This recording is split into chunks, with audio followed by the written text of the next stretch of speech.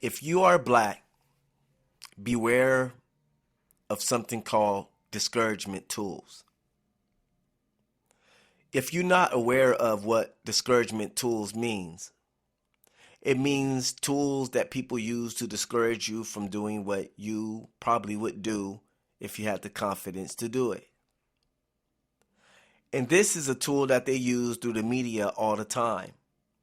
They're constantly trying to discourage black people from doing anything. If they can discourage you, it'll keep you from getting off that couch.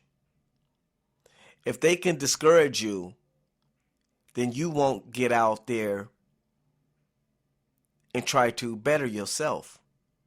You won't try to go to a college or something like that because they do so much through the media to try to discourage you from doing anything that you probably won't end up doing it because they feed you so much of this negativity of yourself. And they constantly doing this to black people. And that's why we have to be aware of discouragement tools. Because they don't have to stop you from doing anything if they can discourage you from doing it. Because if I could discourage you from doing it, you're not going to do it anyways. So that's why they're always constantly telling you how messed up you are.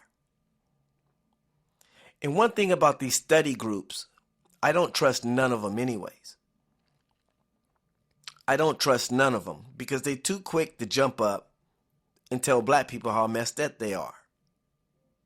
Why out of everybody, they always got to constantly remind black people that they're messed up? See, it's called a discouragement tool. And they use this tool against you, against your mind. So every day you're trying to wake up with a positive image of yourself, you wake up to a negative report of yourself. Black people have the highest this. Black people are the highest at that. Black people are highest at this. Black women can't get married. Black men can't find a job. Black people, black people, black people, black people, black people, black people.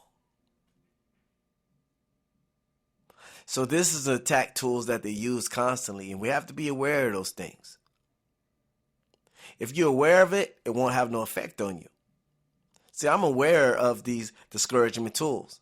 I know they're being put there for a reason to discourage me from achieving anything in life. So I know these tools have been put there. So now when you're aware of them, it's kind of like walking through a landmine. As long as you know where the landmines are at, you can walk around them.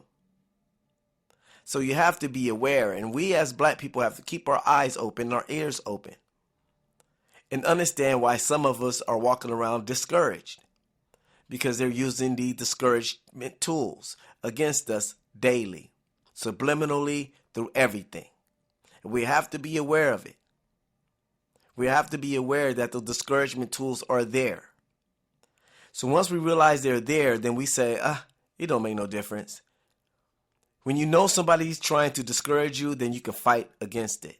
See, I know they're trying to discourage me as a young black man to do anything in life. So now that I'm aware of that, I just walk around the landmines. So it has no effect on me because I'm achieving things every day because I am aware of what's going on. But this is what they try to do to us, discourage us from unifying. Discouraging us from having each other's back. They try to put pressure on you to the point where people are scared to show unity because they might be looking at you. They discourage you from even communicating with each other, especially around them. Don't you notice that black people are scared to communicate to each other when they're around a bunch of these Caucasian people? They're afraid to show affection to each other when they're around these Caucasian people because they figure they're watching. If they have that much control over you, then you're not even living. I'm going to tell you right now, I don't care how many of these Caucasians are around.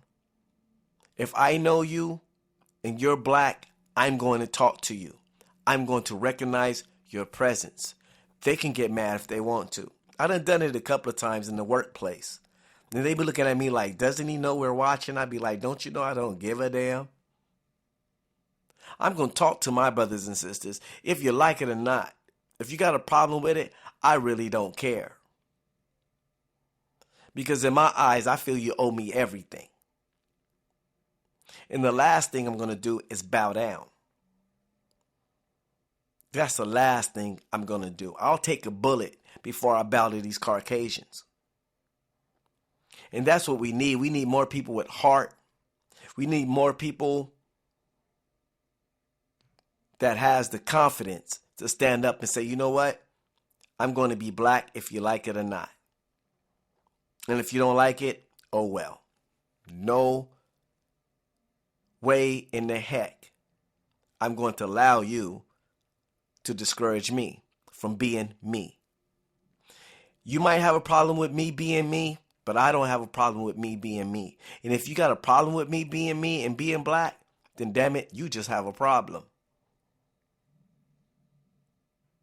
So as black people, beware of the discouragement tools because they are out there to discourage you. So the only thing I can say is be black, be proud.